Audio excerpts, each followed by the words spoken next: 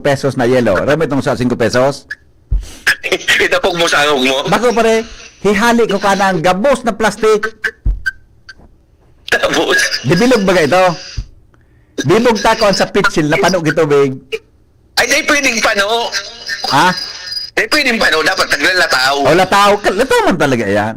Totoo yan. Pagkatapos may gawiling ko after mga 30 minutes lang. after mga 2 minutes. O maski mga 60 seconds, 1 minute. Hiling ko yan, tapos nagigulok ako. Pwede. Pwede. Iba mo si kung di sa na angels mo. Sisa na angels. Makaulok. Sisa ang iba kong angels digdi.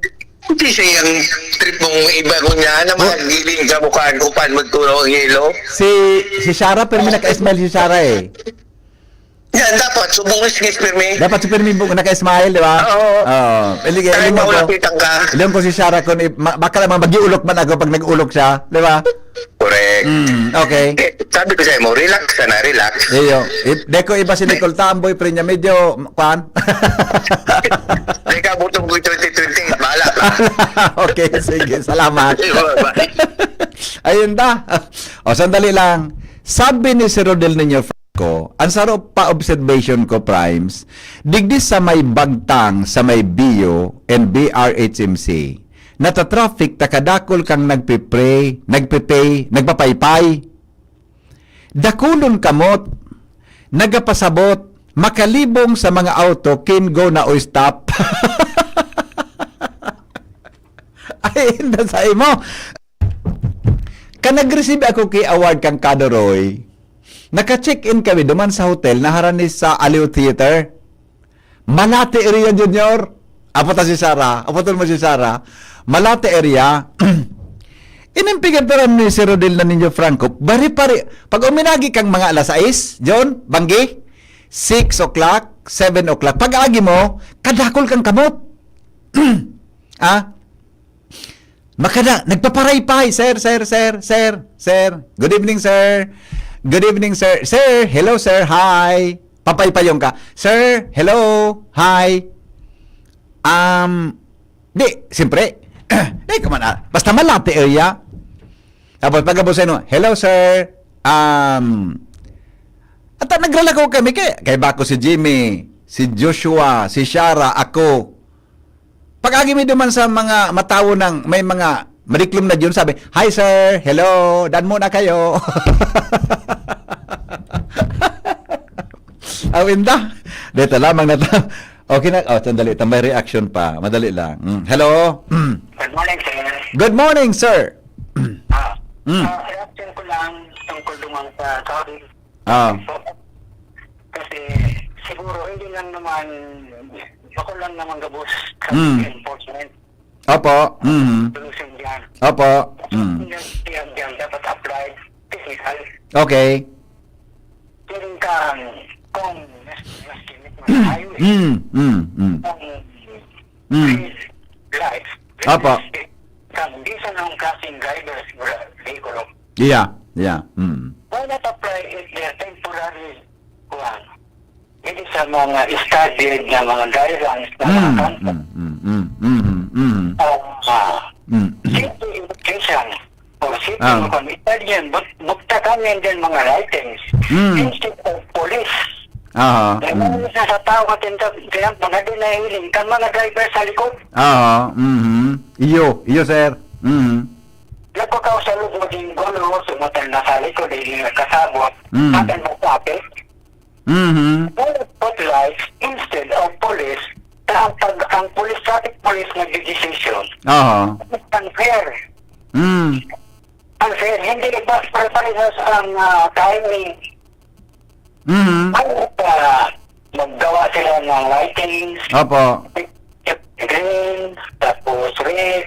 Para sa highway kung may mga construction, parang buong mo lang green at saka ina-off. Buong. Tapos highway, mga ganyan. Yeah, pwede man sir. Pwede man yan. Gawin na lang nila. Lahat na lang manis. Puro lang yan propose. Ang the best dyan is technical engineering. Yeah. Kasi actually, lighting is Mm. Kaya naman po, kahit na kaya nakatanaw, tinagaw ka nyo ng diagram. Opo. Kung naramit po nyo na, parang lighting na lang, Mhm. techniques o management o diagram. Yeah. Hindi nyo, pero hindi mo nakita ang pulis, ang daming pulis. Opo. Opo. Away nga sa dinigin-dingihan. Dahil sa hindi magandang timing, di ba? Yeah. Hindi proper ang timing. Opo. Mhm.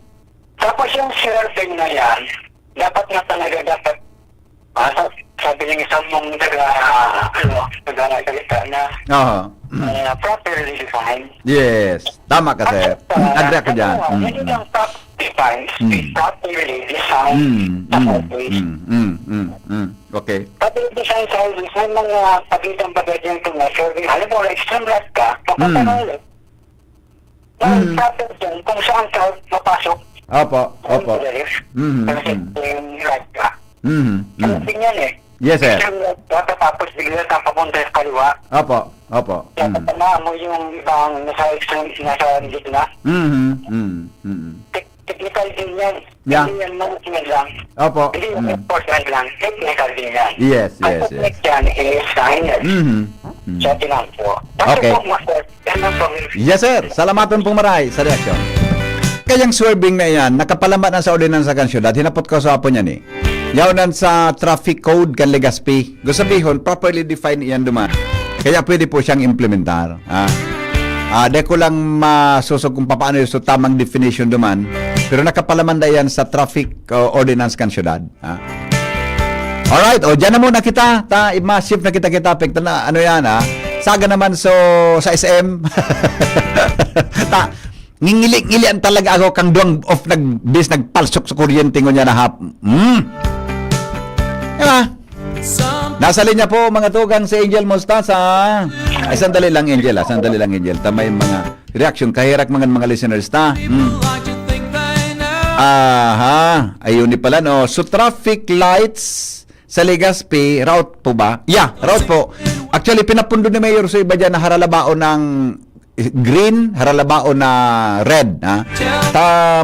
Mabugtak na tabi kaya kibago na traffic light in the future. Na-mention ang kasapon during the meeting.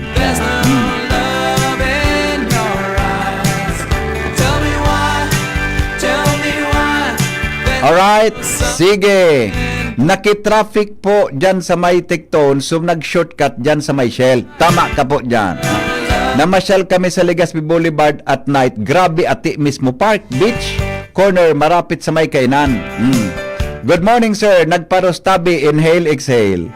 Pamangkin ko po pinsan, congratulations to Francine Sevilla CPA. Salamat BP, mabuhay ang DCGB. Ay, pamangkin pala ni Bugs, pagod ako aki. Pamangkin pala ni Bugs, ito si Francine Sevilla, pagod ako aki ni Bugs. Alright, Angel Mostasa, good morning, buhian mo.